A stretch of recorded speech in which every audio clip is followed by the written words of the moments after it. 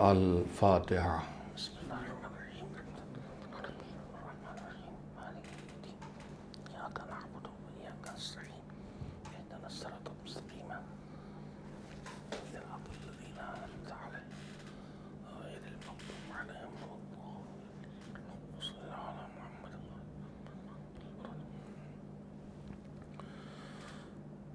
أعوذ بالله من الشيطان اللعين الرجيم. بسم الله الرحمن الرحيم.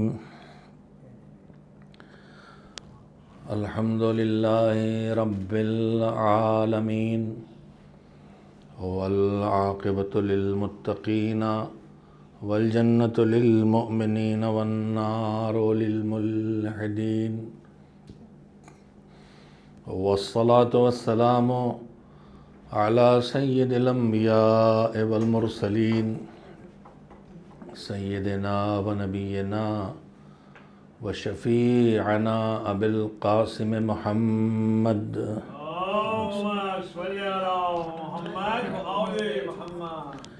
وآله الطيبين الطاهرين المعصومين المظلومين، واللعنة الدائمة الباقية على أعدائهم أجمعين من الآن إلى يوم الدين. أما بعد، فقال رسول الله صلى الله عليه وآله وسلم: إن لقتل الحسين حرارة في قلوب المؤمنين لا تبرد أبدا. صلوات بھیجیں محمد وآل محمد.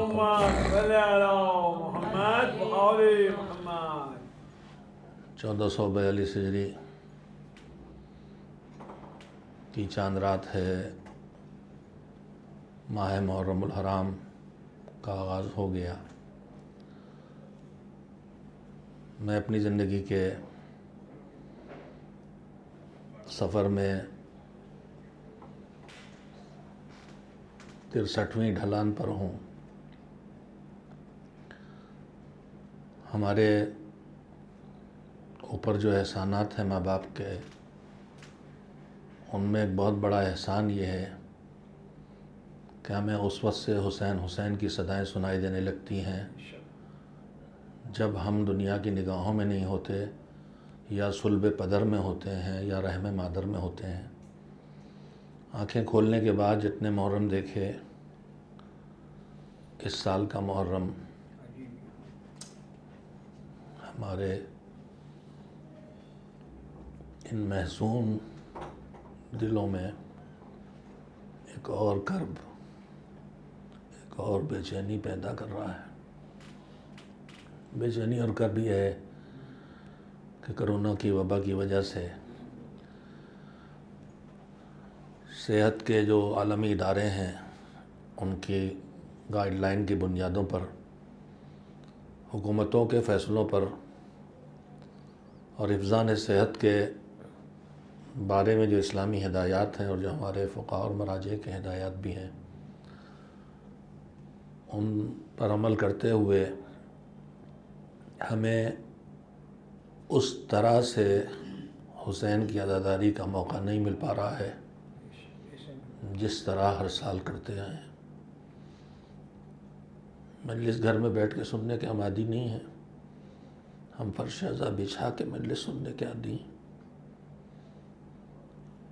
ہم نے بچپن سے مجلسیں پڑھی ہیں تو ہمارے سامنے سننے والے فرش پہ بیٹھے ہوتے تھے. آج یہ جب صورت ہے، اس میں کوئی شبہ نہیں ہے کہ اس فرش پہ انشاءاللہ ملائکہ موجود ہیں، اور روایات صحیحہ کی بنیاد پر خود زہرا موجود ہیں، رسول اللہ موجود ہیں، علی مرتضیٰ موجود ہیں. اور ہمارے دل کی تسلی کے لیے بہت ہے کہ ہم جنہیں پرسہ دینے نہیں جا سکتے وہ خود پرسہ لینے آ جاتے ہیں. مگر ہمارا دل بے چین ہے، اس طرح مجلس نہیں کر پا رہے ہیں، اس طرح راستوں کو حسین کے غم کے مناسبت سے آراستہ نہیں کر پا رہے ہیں.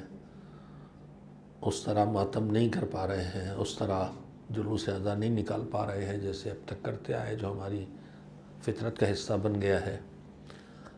مگر میں اپنے دل کو یہ کہہ کے تسلی دیتا ہوں کہ رو رہا ہوں تو رونے سے مجھے کوئی روک تو نہیں رہا ہے، مگر جو حسین کی بہن تھی، جو حسین کی بیٹی تھی، جو حسین کے بیٹے تھے، انہوں نے جلوس نہیں نکالا تھا، انہیں قیدی بنا کے ان کا جلوس نکالا گیا تھا۔ اور جب وہ سامنے باپ کا کٹا سر دیکھ کے اگر بچی رونے لگتی تھی تو تماچے مارے جاتے تھے، اگر بہن تڑپتی تھی تو تازیانے لگائے جاتے تھے، انہیں رونے سے روکا جاتا تھا۔ ہمیں رونے سے کوئی نہیں روک رہا الحمدللہ۔ یہ ضرور ہے کہ اگر ہماری دل کی کیفیتوں کو ہماری حکومتوں نے محسوس کیا ہوتا، اس ملک میں الگ الگ صوبے ہیں، صوبوں میں الگ الگ قوانین نافذ کیے گئے ہیں، جبکہ پورے ملک میں ایک طرح کا قانون ہونا چاہیے تھا۔ بیماری سب جگہ ایک ہے۔ میں یو پی سے ہوں، یو پی میں زیادہ سختی کر دی گئی ہے۔ اگر قانون کی پابندی کر کے مجلس ہو سکتی ہے، اگر سوشل ڈسٹینس کا ہم خیال رکھیں، ہم نے بہت پہلے سے کہنا شروع کیا تھا کہ حکومت جو نظام چاہے بنا کے ہمیں دے دے، جلوس مجلس ہر چیز کے لیے، فاصلوں کا اور چیزوں کا، ہم اس کی پابندی کریں تو ہمیں کرنے دے، پابندی نہ کریں ہمیں روک دے۔ لیکن نہ جانے کیوں پہلے ہی سے طے کر لیا گیا کہ پابندی نہیں کر پائیں گے۔ بہرحال جو حالات ہیں انہی میں ہمیں اپنے حسین کی عزاداری کرنا ہے۔ اور میں اتنا جانتا ہوں، میں نے جو روایت پڑھی ہے، رسول اللہ صلی اللہ علیہ وآلہ وسلم کا ارشاد ہے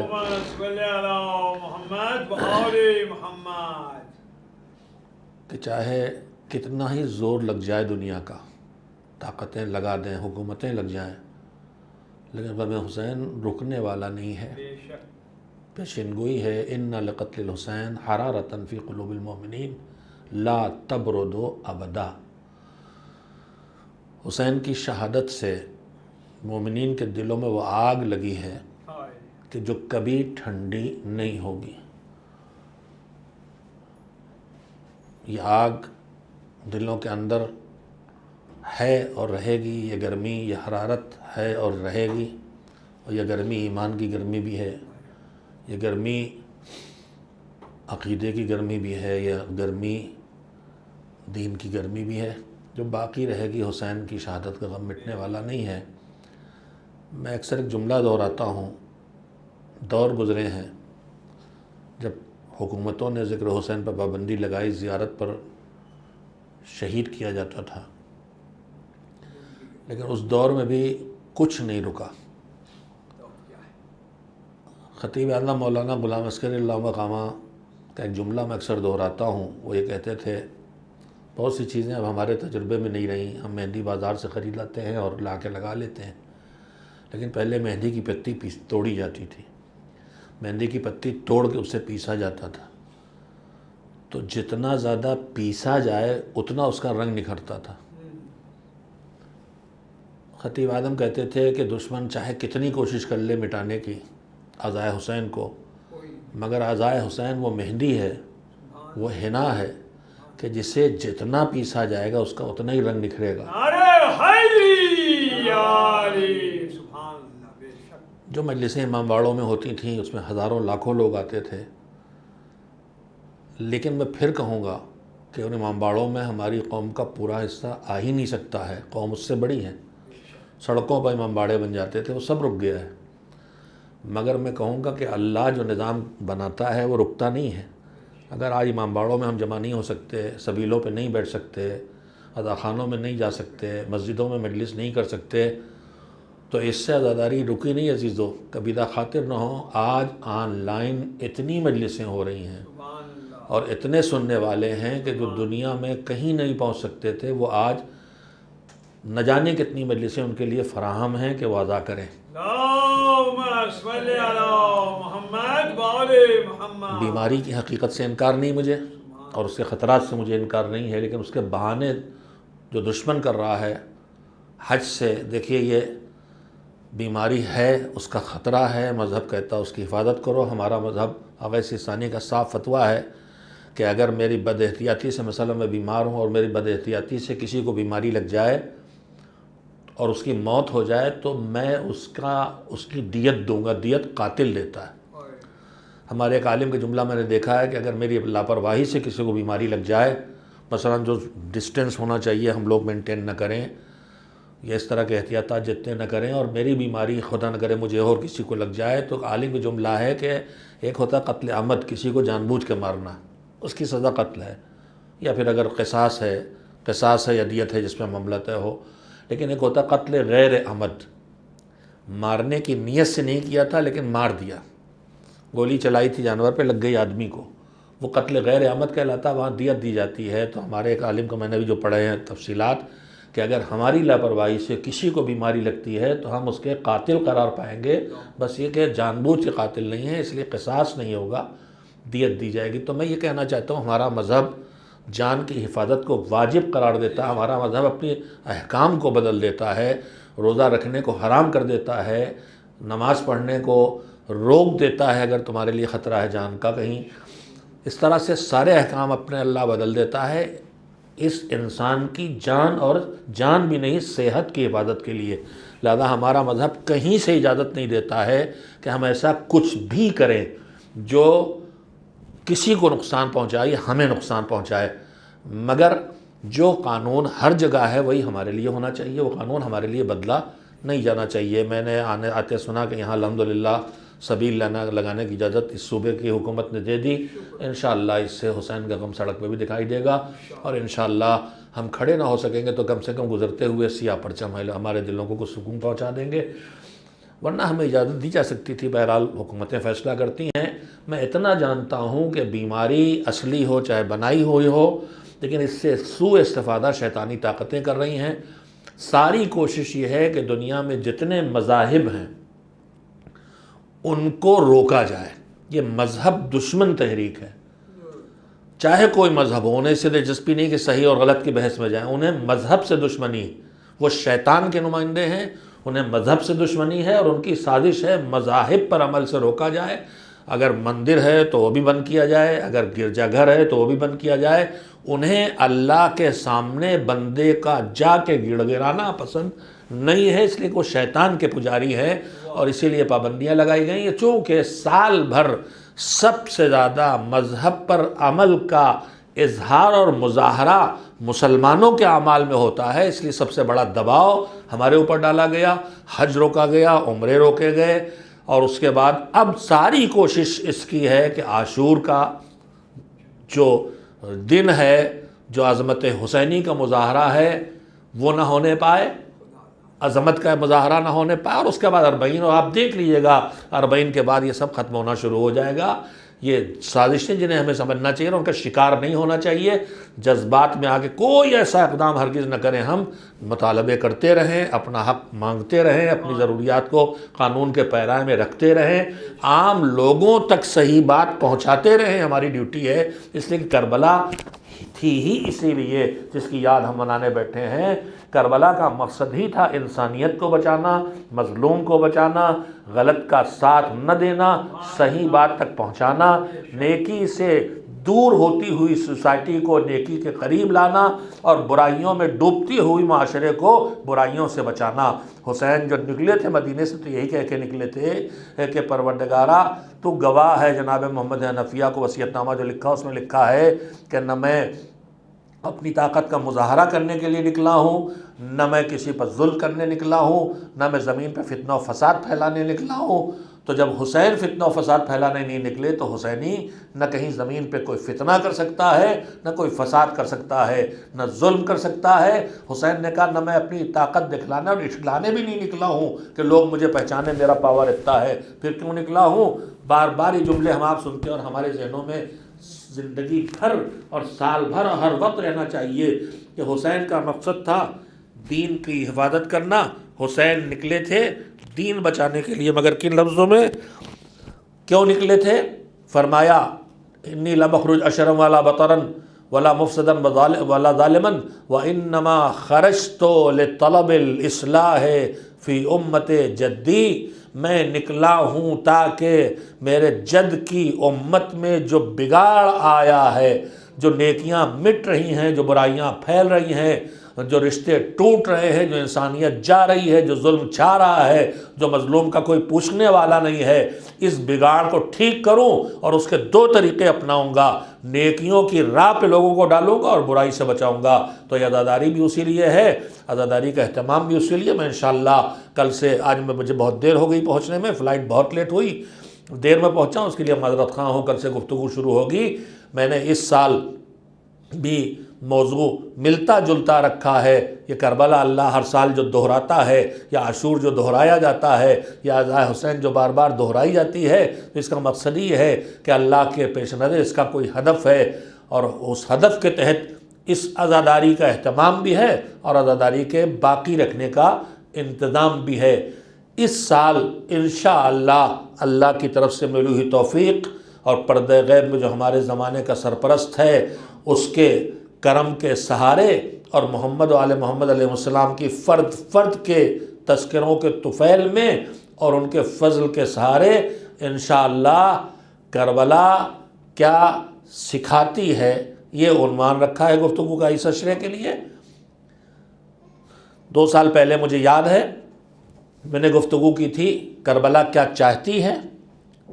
اس سال کا انشاءاللہ گفتگو کا موضوع ہوگا کربلا کیا سکھاتی ہے، اس لیے کہ عزاداری کا اہتمام، شہید گزرے ہیں، شہادتیں ہوئی ہیں، مظلومیتیں بھی بہت ہیں۔ مولا علی بھی شہید ہیں، مظلوم ترین شہیدوں میں ہیں۔ حضرت زہرا کی شہادت انتہائی مظلومانہ ہے۔ امام موسیٰ کاظم علیہ السلام کی پوری زندگی اور اس کے بعد قید خانے میں اور اس کے بعد شہادت، امام حسن عسکری علیہ السلام کی شہادت، سب شہادتیں مظلومانہ ہیں، مگر ان میں ایک خاص عزائے حسین کا اہتمام، ان کی شہادت کی یاد کو باقی رہنے کا اہتمام، اس کے پیچھے حکمت الہی ہیں جو میں ہر سال عشرے کے آغاز میں بزرگوں سے استفادہ کرتے ہوئے، روایات معصومین کے سہارے، آیات الہی کے ذیل میں مفسرین کے تذکروں کے سہارے ان حکمتوں کو پیش کرنے کی کوشش کرتا ہوں کہ آخر یہ غم دہرایا کیوں جا رہا ہے اور بار بار یہ مجلسیں ہر سال کیوں ہوتی ہیں۔ دیکھیے، ہم سے پوچھا جاتا 14 صدیاں ہو رہی ہیں، 1442 ہجری ختم ہوئی اور 67 ہجری میں شہادت ہوئی، 1380 سال سے اوپر ہو گئی۔ کیوں نہیں تم روتے ہو اس طرح سے؟ کیوں روتے ہو؟ کیوں مناتے ہو؟ کیا ہے؟ میں اس سلسلے میں باتیں کہوں گا، ذہنوں میں اٹھتے ہوئے سوالات کا جواب دیا جانا ضروری ہے، لیکن میں فی الحال ایک جملہ کہنا چاہتا ہوں کہ ہم عزاداری کا اہتمام، عزاداری حسین کا اہتمام اس لیے کرتے ہیں کہ یہ الہی اہتمام اللہ نے اہتمام کیا ہے۔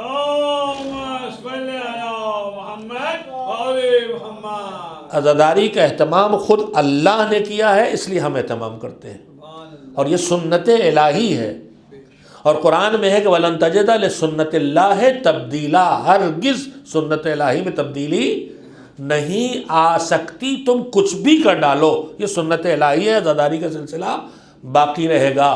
میں اس سلسلے میں انشاءاللہ تفصیلی گفتگو کروں گا جتنی میری حیثیت ہے، لیکن میں ایک جملہ آپ سے کہنا چاہتا ہوں صرف کہ اہتمام الہی عزاداری کے لیے ملاحظہ کریں، صرف ایک نمونہ یہ بتائیے، ہماری فطرت میں جو چیزیں اللہ نے رکھی ہیں، اچھا یہ ہم ان کے تذکرے پہ رنجیدہ ہی کیوں ہو جاتے ہیں فوراً؟ ایک جملے میں وہ بھی عرض کر لوں اور اس کے بعد اس تقاضے کو بھی رکھ دوں جو جملہ، ہم عاشور کے دن ہمارے ائمہ اولاد سید الشہداء، ان کی سیرت میں آپ دیکھیں، روایات، سارے معصومین کی سیرت یہی، لیکن کچھ معصومین کی سیرت کو کچھ بیان کرنے کے زمانے ایسے آئے کہ بیان ہو سکی سیرت معصومین اور دیکھی جا سکی، تو اس میں 6 امام، 5ویں امام، 8ویں امام، 7ویں امام، ان کی سیرت کے تذکروں میں ملتا ہے۔ بیٹے اپنے باپ کے لیے بتاتے ہیں کہ محرم کی تاریخ پہلی جیسی آتی تھی، چاند نکلتا تھا، اس کے بعد ہمارے بابا کے لبوں پہ تبسم نہیں دکھائی دیتا تھا، اور اگر کوئی آ گیا دوست احباب میں سے، اور حالات ایسے تھے کہ سب باخبر نہیں تھے ان حالات، ان حادثات سے، کربلا سے اس وقت سب باخبر نہیں تھے، تو آ کے پوچھا مولا آپ کے چہرے پہ حزن و ملال کیسا ہے؟ تو کہا تمہیں پتہ نہیں آج محرم کا چاند نکل آیا ہے، آج محرم شروع ہو سکا ہے، اسی محرم میں ہمارا جد بھوکا شہید ہوا، اسی محرم میں ہمارا جد پیاسا شہید ہوا۔ تو سیرت معصومین بھی ہے، سیرت رسول اللہ بھی ہے، لیکن اس سے پہلے سنت الہی ہے۔ ہم آپ جو رنجیدہ ہوتے ہیں اس کے پیچھے اللہ نے جو فطرت رکھی ہے وہ کیا ہے؟ ہمارے چھٹے امام حضرت جعفر صادق علیہ السلام کا جملہ ہے، امام نے فرمایا کہ شیعتنا من فاضل طینتنا، شیعہ ہماری طینت کے بچے ہوئے حصے سے ہیں، یفرحون لفرحنا ویحزنون لحزننا۔ اب جب وہ ہمارے طینت کے بچے حصے سے ہیں تو پھر یہ فطری بات ہے۔ مثلا ہم اپنے باپ کی اولاد ہیں، باپ ہمارا باپ ہماری ماں، تو جیسے ہی ہم دیکھیں گے کہ ہمارا بابا کسی وجہ سے رنجیدہ ہے، ہماری ماں رنجیدہ ہے، وجہ معلوم ہو نہ معلوم ہو، باپ کی رنجیدگی ہمیں خود بخود رنجیدہ کر دیتی، افسردہ کر دیتی، ہمیں نہیں پتہ چلتا۔ ابا خاموش خاموش ہیں، اماں خاموش خاموش ہیں، تو ہماری خوشیاں بھی چھن جاتی، فطرت ہے یہ۔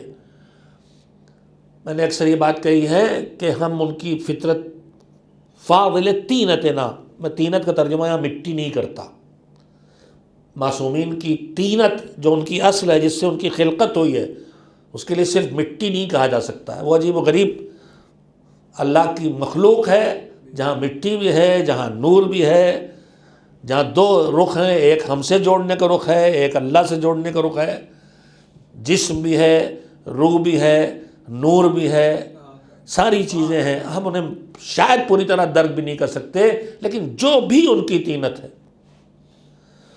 ہمارے گھروں میں روٹیاں پکتی، میں نے اپنے بچپن میں اماں کو دیکھا، اپنی اماں کو دیکھا، روٹی پکا رہی ہیں، آٹا گوندھ رہی ہیں، آٹا گوندا روٹی پکائی، تو روٹی پکانے کے لیے جب آٹا گوندھ چکی تو لوئیاں کاٹ کاٹ کے رکھ دیں۔ اب آخر میں جو جس تسلے میں آٹا گوندا جاتا ہے کچھ اس میں چپکا رہ گیا اور کچھ ہاتھوں میں بھر گیا، چھوڑا اڑا کے چھوٹی چھوٹی سے گولیاں بنی، ان کو سب کو سمیٹا، ایک چھوٹی سی روٹی پک جاتی تھی، بڑی اچھی لگتی تھی، کرکری۔ میں آپ سے کہنا چاہتا ہوں جو بڑی بڑی صحیح سالم مکمل لوئیوں سے روٹیاں پکی ہیں، ان میں جتنا مزہ ہے اس چھوٹی سے کھرچے ہوئے پر دائیں بائیں سے چپکے ہوئے میں ہو سکتا ہے وہ پورا مزہ نہ آئے، ہو سکتا ہے چپکے میں اتنا گھی نہ پہنچا، اتنی شکر، اتنا نمک نہ پہنچاؤ جتنا سارے میں پہنچا ہے، لیکن کچھ تو آئے گا، کچھ تو آئے گا۔ نمک تھوڑا ہلکا رہ جائے، چکنی تھوڑی ہلکی رہ جائے گی۔ اب میں جملے کے بعد کہنا چاہتا ہوں شیعتنا خلقوا من فاضل طینتنا، ہمارے شیعہ ہماری طینت کے بچے حصے سے بنے ہیں۔ ہم خوش ہوتے ہیں تو خوش ہوتے ہیں، ہم رنجیدہ ہو تو رنجیدہ، مگر اس کے ساتھ ساتھ پھر کہنا چاہتا ہوں ان کے بچے سے بنے ہیں تو وہ تو مجموعہ کمالات تھے، ان میں شجاعت بھی، ان میں سخاوت بھی، ان میں علم بھی، ان میں زہد بھی، ان میں کمال ہی کمال اپنی آخری منزل پہ ہے۔ ہم ان سے بچے سے بنے ہیں تو ہم میں کہیں سخاوت کی خوشبو آئے گی، کبھی شجاعت کی خوشبو آئے، کبھی علم کی روشنی دکھائی دے، کبھی جود و سخاوت کا نور دکھائی دے۔ اگر اس سے بچے ہیں تو یہ جھلکیاں کہیں ملیں گی، اور یہ جھلکیاں ان کی خوشبو تک، یہ نور ان کے نور تک پہنچائیں گی، اور یہ خوشبو ان کی خوشبو تک پہنچائے گی۔ ایک صلوات بھیجیں محمد تو فطرت ہے رنجینا ہونا۔ اگر گھر میں جنازہ رکھا ہو تو آدمی روتا ہے، باپ کا جنازہ ہے، بیٹا رو رہا ہے، بیٹے کا جنازہ خدا نہ کرے باپ رو رہا ہے۔ اس وقت کورونا کی آفت میں مناظر ہم زیادہ دیکھ رہے ہیں، وہ موتیں ہو جاتی جن کے لیے امید بھی نہیں ہوتی، جنہیں ہم ناگہانی کہتے ہیں۔ جوان کی موت، پندھیڑوں کے تندرست ایک دم سے ختم ہو گئے، بے چینیاں بڑھتی، گریے ہوتے ہیں۔ جب جنازہ گھر میں ہوتا ہے تو جو وارث ہیں، بیٹے بیٹی، ماں باپ، بھائی بہن جو بھی ہیں، رو رہے ہیں، نہ کھا سکتے ہیں نہ پی سکتے ہیں، مگر زندگی میں پھر واپس آتے ہیں کہ نہیں؟ اس وقت خوشامد کرتے ہیں، ذرا پانی پی لو بیٹا، ذرا چائے پی لو، حلق سے نہیں اترتا چچا کیا کریں۔ مگر یہی جو بات کر نہیں کر سکتا، جس کا رونا نہیں رکتا، جو پانی کا گھونٹ نہیں لے پاتا، یہی دوبارہ زندگی میں واپس آتا ہے کہ نہیں؟ آتا ہے۔ تو میرے عزیزو، جو رلاتی ہے وہ کون چیز ہے؟ وہ بھی قانون فطرت ہے، قانون قدرت اللہ کا بنایا نظام ہے۔ مگر اللہ نے ہمیں جینے کے لیے بنایا ہے، ہمیں جینے کے لیے بنایا ہے، تو اگر ہمیں جیسے جنازہ جب گھر میں رکھا ہو وہی کیفیت ہو، اگر زندگی بھر وہی کیفیت رہے تو ہم زندگی میں نہیں جا سکیں گے۔ لہذا جو اللہ ہمیں مرنے پہ فطرت دے کے ہمیں رلا دیتا ہے، وہی اللہ یہ بھی کرم کرتا ہے کہ دھیرے دھیرے ہم کو بھولتے ہیں اور زندگی میں واپس آتے ہیں۔ ہم سیدھے اپنی اولاد کا غم بھول کے زندگی میں واپس آ جاتے ہیں، ہم سیدھے اپنے ماں باپ کی زندگی کو غم کو بھول کے واپس آ جاتے ہیں۔ دادا پردادا کا غم تو کبھی ہمیں شاید رلاتا بھی نہیں ہے۔ ہمارے دادا پردادا سب دنیا سے گئے، لیکن ہمیں ان کو اگر نام جانتے بھی ہیں تو ان کی موت کی تاریخ میں فاتحہ پڑھ دیں، لیکن گریہ نہیں کرتے۔ کیا مطلب؟ یعنی فطرتیں دو ہیں، ایک ہے رونا اور ایک ہے غم کو بھولنا، یاد کر کے رونا، اور دوسرے مدت گزرنے پر غم کو بھول جانا۔ فطرت یہ بھی ہے، تازہ غم کو یاد رکھنا جیسے فطرت ہے، ویسی لمبی مدت گزرنے پر بھول جانا بھی فطرت ہے۔ اب میں کہنا یہ چاہتا ہوں کہ سن 60 ہجری سے آج تک حسین کا بھولا نہ جانا یہ سوائے نظام الہی اور اہتمام الہی کے کچھ نہیں ہے۔ آدمی اپنوں کو جو اسی کے سامنے مرے بھول جاتا ہے۔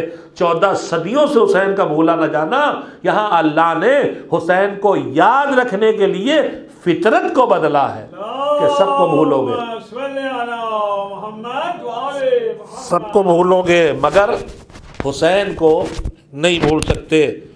حسین کو ہم جس طرح یاد کروائیں گے اس طرح کہ کبھی نہ بھولو۔ انشاءاللہ باقی تذکرے اہتمام الہی عزاداری ہے، سنت الہی عزاداری ہے، کل تذکرے ہوں گے۔ آج چاند نکلا ہے، دیر میں مجلس شروع ہوئی ہے، جلدی ختم کرنا چاہتا ہوں میرے عزیزو۔